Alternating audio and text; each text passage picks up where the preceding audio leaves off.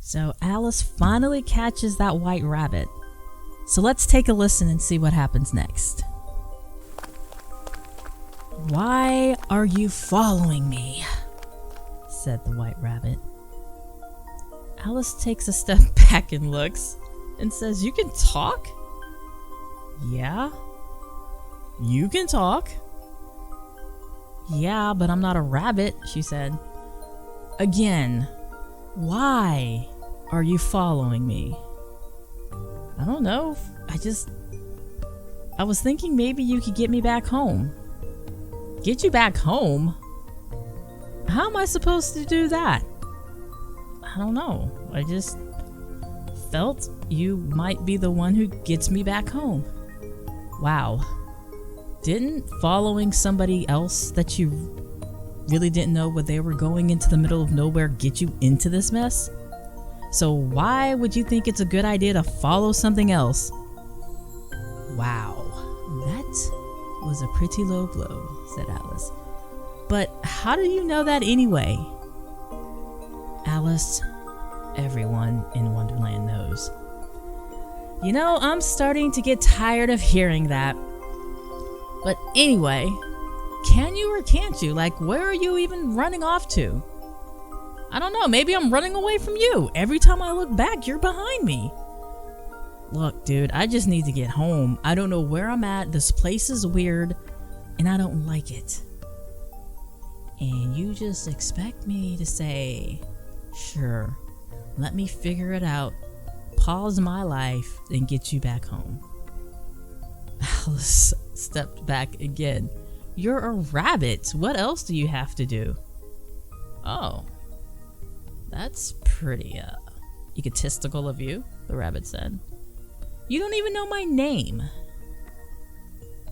"I'm P. Constello, but you can call me PC for short." "Well, nice to meet you, PC. Do you think you can get me home?" "Look, I'll make a deal with you.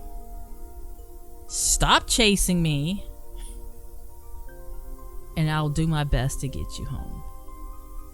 "So when you say stop chasing you, do you mean like running after you?" "Yeah," the rabbit said, "I'm pretty sure that's what that means." So Alice looks at him and gets at his eye level and says, "Well, then you have to stop running." "Deal. I'll stop running if you stop chasing." "Now, what's next?" "I don't know. I'm thinking it's time to eat." "As long as you're not thinking about eating me," said the rabbit. And just as he said that, the most beautiful butterfly shows up. And Alice looks up and says, "I bet you can talk, can't you?" The butterfly says, "Why, of course I can talk." Yeah, I knew it. This is Wonderland. So she flies in and says, "You know, I was just listening to this conversation and I wanted to say the vulnerability here just spoke to my heart." Yeah. Vulnerability?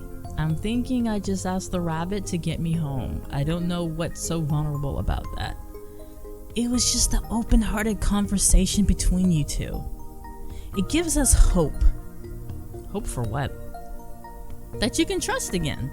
Like the rabbit said, you followed somebody out here on trust and you got lost and stuck. But right now, you're attempting to trust something else to get you home. If you ask me, that's a big step forward. Is it a big step forward, Alice said?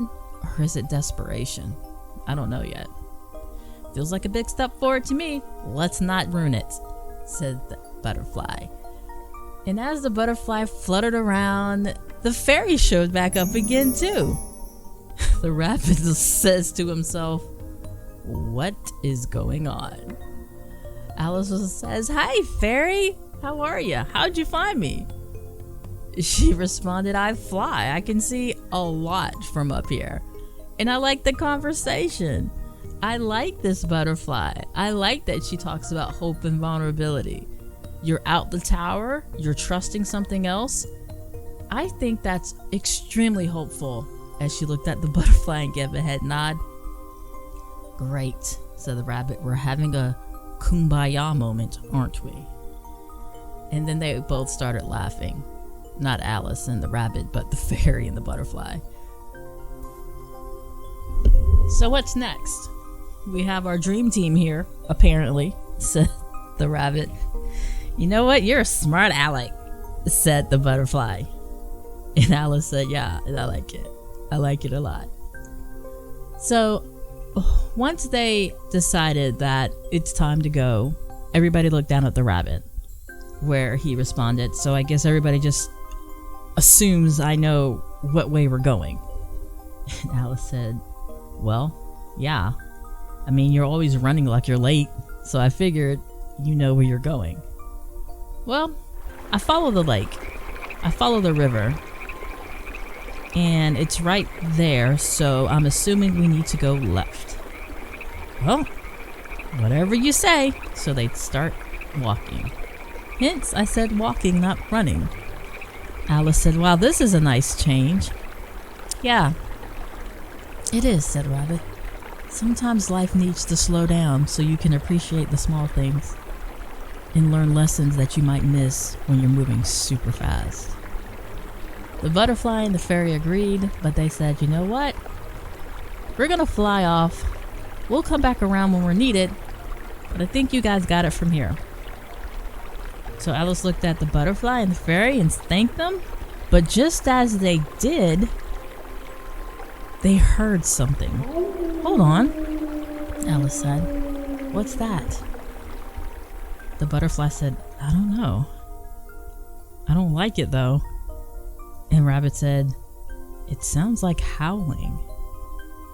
Yeah, that's what I was afraid of, said Alice. And right after Alice said that, the fairy said, oh, don't worry about that. That's harmless. And Alice responded, maybe to you, but not to me. And right when she said that, the rabbit looked up at her and said, is that who you followed out here? Is that who got you lost and stuck?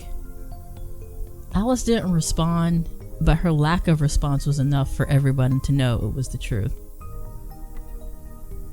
The fairy said again, oh, don't worry about it. It's not going to do anything. Again, Alice didn't respond, but she did notice that the howling seemed much closer than it did last time. And although she didn't get sick to her stomach before and get nauseated and full of anxiety, she did know that sooner or later there was going to be a bump in to this individual, and she didn't know she was prepared for that. But she also knows she didn't want to talk about it either. So she changed the subject. Hey, are you guys hungry? Actually, I am, said the rabbit. But as long as you're not hungry with the thought of rabbit on the plate. Ew, said Alice. I'm a vegetarian. The rabbit said, I like you even better. So am I. So as they walked up the hill, they got to the top and noticed that there was a village. Wow, did you think there's food down there? Said Alice. The rabbit said, I don't know, but the only way to find out is to go. They had lights, little houses. It looked like a little hobbit city. So she was super excited. If anything, she can get a warm bath and some food and maybe meet some new people. Imagine that. She wanted to meet new people. She wanted new experiences. Something completely different than how she felt when she was in the tower. So as they were walking down the hill, she started thinking to herself, you know, sometimes it's about the individuals you surround yourself with that get you through circumstances that you think that you need to fight by yourself. So while the fairy and the butterfly did take off to go their own separate ways for now, she was thankful that they were there. She was even more thankful that the rabbit was there and that she wasn't alone. Because to be honest, the thought of having to run into that wolf again was terrifying to her.